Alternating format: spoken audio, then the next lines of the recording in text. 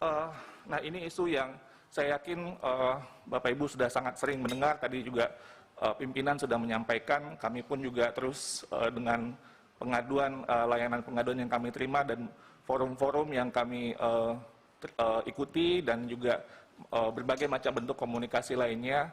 Ada 4 isu utama dari tahap 1 dan tahap 2. Yang pertama, itu di tahap 1 waktu itu mungkin Bapak Ibu masih ingat di akhir tahun, ketidakjelasan tentang pemberkasan untuk guru-guru yang sudah lulus di tahap 1. Ini sudah jalan, ada solusi yang segera dilakukan, yaitu surat BKN untuk menjadi dasar bagi Pemda untuk segera memproses pengangkatan P3K guru-guru honorer di daerahnya masing-masing. Ini batas akhir untuk penyerahan dokumen nantinya itu kepada BKN tanggal 31 Januari 2022. Ini proses yang sudah sedang berjalan. Lalu yang kedua, ketiga sebenarnya itu mirip, tapi yang ketiga nanti akan itu lebih fokus kepada masalah yang sangat kritis yang tadi sudah disampaikan oleh Mas Menteri dan sudah dijelaskan bagaimana posisi kita, adalah yang sudah lulus passing grade. Yang ini di tahap 1 sudah menjadi masalah, jadi mereka sudah lulus passing grade tapi belum dapat formasi, tapi di tahap kedua ditambah dengan isu sekolah swasta. Jadi yang ada guru honorer sekolah induk yang bagian ketiga sudah lulus passing grade namun kalah bersaing dengan guru swasta.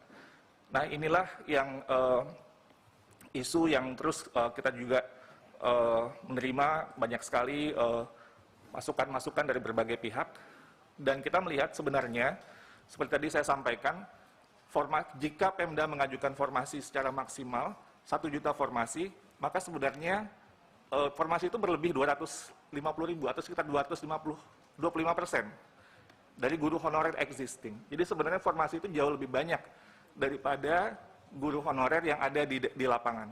Jadi sehingga kita akan terus mendorong, memperjuangkan bersama-sama bagaimana Pemda bisa memaksimalkan pengajuan formasi tahun ini. Nah, yang waktu itu saya juga sama Kang Dede waktu di podcastnya juga menyampaikan tentang ini. Di tahun 2021 itu sebenarnya sudah ada surat dari Kementerian Keuangan untuk menjelaskan alokasi dana per Pemda. Yang surat ini disampaikan ke seluruh kepala daerah, gubernur, bupati, dan wali kota. Dan untuk tahun 2022 ini sudah disampaikan dari tahun 2021. Jadi suratnya tanggal 13 Desember tahun 2021 dari Dirjen Perimbangan Keuangan untuk menyampaikan bahwa perhitungan anggaran P3K dalam dana alokasi umum itu sudah dilakukan dan bersifat earmark. Ini saya tebalkan sejak tahun 2000, surat yang pertama sudah disampaikan oleh Kementerian Keuangan bahwa kalau dalam sistem penganggaran yang namanya earmark itu adalah dana yang penggunaannya ditentukan secara spesifik sehingga tidak dapat digunakan untuk belanja lain.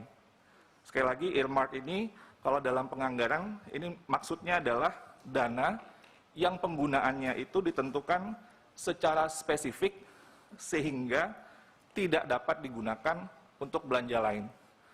Dan ini ditegaskan ke surat yang sebelumnya itu sekitar bulan Maret 2021 untuk P3K 2021, untuk pengajuan 2022 yang sudah dihitung juga secara maksimal, itu juga sudah dikeluarkan surat dari Kementerian Keuangan kepada seluruh kepala daerah.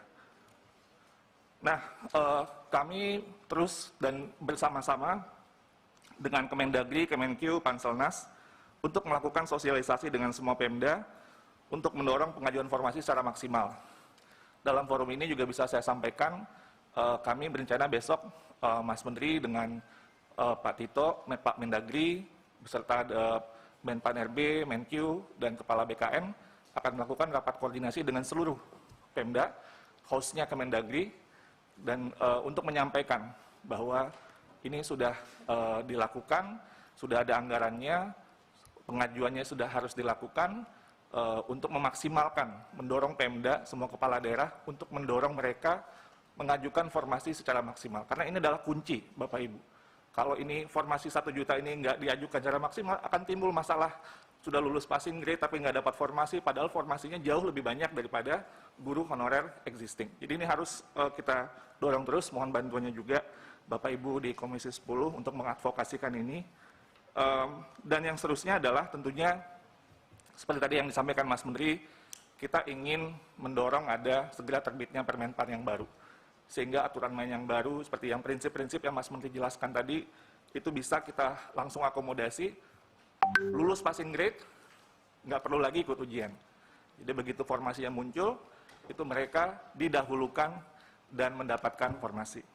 Jadi itu perjuangan yang terus kita lakukan di Panselnas, dan Mas Menteri terus tentu juga mengadvokasikan hal ini. Setelah itu yang poin yang terakhir, dan ini yang juga tadi Mas Menteri sudah sampaikan, bahwa guru-guru swasta kehilangan guru-guru mereka. Kami sudah menginisiasi dialog, ya memang ada yang secara terpisah gitu ya, tapi waktu itu kita undang BMPS sebagai lembaga atau organisasi yang mewadahi berbagai macam sekolah-sekolah swasta atau badan musyawarah perguruan swasta, tanggal 6 Januari. Itu masih sangat sudah tahun baru, sebenarnya waktu itu di akhir tahun karena kita sudah ingin untuk melakukan dialog, tapi ketemu waktunya di awal Januari, dan kita mendengar berbagai masukan-masukan dari berbagai anggota BMPS dari berbagai provinsi, dari Sumatera sampai ke daerah timur, yang intinya tentunya bagaimana guru-guru swasta dari pihak yayasan ya tentunya ini, guru-guru swasta yang telah lulus formasi ini dikembalikan dan ditugaskan di sekolah swasta. Nah, tapi dialog kemudian berlangsung dan kita pada akhirnya memahami bahwa kunciannya itu ada di Undang-Undang ASN, dan BMPS itu akan mengajukan judicial review untuk Undang-Undang ASN ini.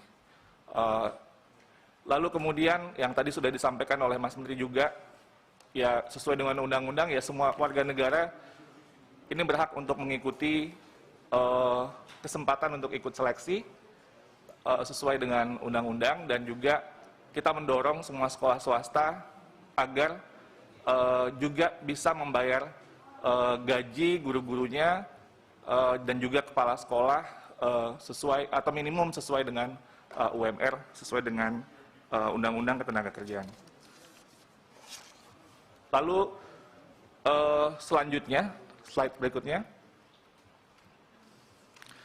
Bapak Ibu, ini adalah gambaran perbandingan formasi dan kuota per daerah, tapi angka yang terpenting di sini adalah ada 758.018 formasi sesuai dengan rekomendasi Panja Komisi 10. Kita sudah melakukan perhitungan termasuk seperti masukan yang kami terima untuk guru agama. Itu 758.018. Ini perhitungan kebutuhan kita, dan ini kita ingin memaksimalkan angka ini kepada seluruh Pemda untuk dapat mengajukan formasi ini, sehingga tahun 2022 ini kita bisa insya Allah menyelesaikan masalah guru honorer dan juga seluruh formasi bisa terisi dengan baik. Terakhir slide-nya, ini maksudnya untuk meng-highlight Bapak Ibu apa yang mungkin nanti bisa kita share juga surat dari Kementerian Keuangan, tapi intinya adalah sudah ditetapkan alokasi DAU tahun anggaran 2022 berdasarkan formula alokasi dasar dan celah fiskal. Dan yang di sini yang ingin saya highlight adalah perhitungan kebutuhan gaji formasi ASN daerah dalam alokasi DAU ini untuk gaji pokok P3K guru yang lulus 2021 itu dihitungnya 14 bulan gaji. Sekali lagi, oleh Kementerian Keuangan, kebutuhan gaji pokok guru P3K 2021 itu dihitungnya 14 bulan. Artinya dihitung sejak Januari sampai Desember, dengan asumsi itu ya, asumsinya penggajiannya dimulai sejak Januari sampai Desember, dan ditambah ada gaji tunjangan hari raya dan kebijakan gaji ke-13. Itu dinyatakan secara eksplisit di dalam surat Kementerian Keuangan. Sementara untuk kebutuhan gaji pokok guru 2022 itu dihitung sebanyak 3 bulan gaji dengan asumsi proses terjadi, kemudian pengangkatan dimulai sejak Oktober 2022. Dan ini tentunya dana yang diperhitungkan di 2021 yang tidak terserap akan menjadi pengurang perhitungan kebutuhan penggajian P3K. Artinya, jika Januari ini tidak diangkat, tidak dibayar gajinya, sebenarnya ada kelebihan di bulan Januari dan itu akan terus berlanjut jika prosesnya masih belum dilakukan atau belum selesai. Jadi anggaran yang dialokasikan sebenarnya ini cukup besar untuk 14 bulan gaji untuk 2021 dan 3 bulan gaji untuk guru yang nantinya diangkat atau lolos di 2022, seleksi 2022. Itu mungkin dari saya terakhir. Ini hanya ingin menyampaikan kepada Bapak Ibu Komisi 10 bahwa rekomendasi Panja ini sudah kita tindak lanjuti, misalnya melanjutkan seleksi 1 juta guru P3K yang sebelumnya mungkin dikhawatirkan akan berhenti saja, tapi kita ingin memaksimalkan, mudah-mudahan dengan Permenpan baru nanti kita bisa lebih besar lagi. Jadi mungkin kalau masih tahap ketiga masih belum, kita terus akan melakukan seleksi sampai maksimal formasi terisi, lalu kemudian melakukan pengusulan pemenuhan kebutuhan guru 2022 berdasarkan peta data yang sudah kita sampaikan, membentuk layanan pengaduan, ini juga sudah kami lakukan, Bapak Ibu Komisi 10, di https://guru-p3k.kemdikbud.go.id dan nomor layanan pengaduan 15997. Ini luar biasa sibuknya layanan pengaduan ini dan kita terus menambahkan anggota untuk memastikan kita bisa melayani atau tidak jauh lah harinya untuk menjawab pertanyaan-pertanyaan yang diajukan kepada kami.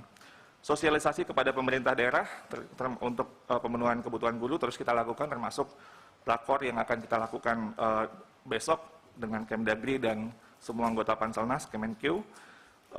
Terkait kebijakan anggaran, kita terus berkoordinasi dengan KL terkait untuk memastikan pembayaran gaji dan tunjangan guru P3K alokasi APBN diperhitungkan melalui DAU.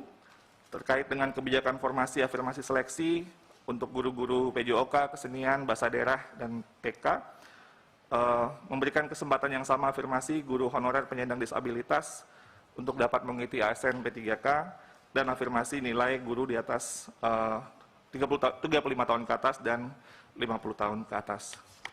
Mungkin itu dulu, Mas Menteri, saya kembalikan ke Mas Menteri.